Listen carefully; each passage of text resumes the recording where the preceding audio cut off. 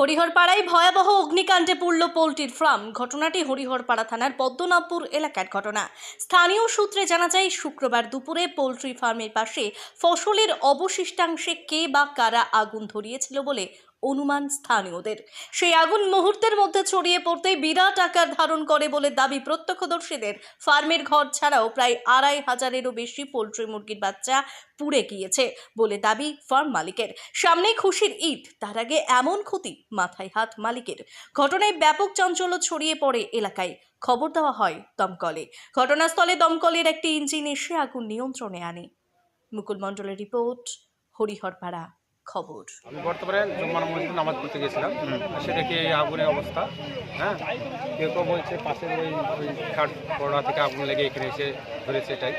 হ্যাঁ, এখন যেহেতু আমার জানা নাই কে লাগিয়েছে বা কে করেছে, সেক্ষেত্রে আমার বলাও যাচ্ছে না যে কাকে বলবার কাকে, এটাই। তাতে আমি যা ক্ষতিগ্রস্ত হয়েছি প্রায় 5-7 লাখ টাকার ক্ষতিগ্রস্ত হই।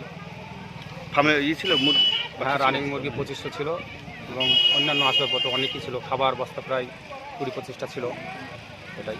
কি চাইছেন তাহলে এখন? যদি সরকার আমাকে সহযোগিতা করে খুব উপকৃত হয়, এটাই। তাছাড়া আমার কিছু করার নাই। আপনার নাম? নাম শামসুজ্জামান।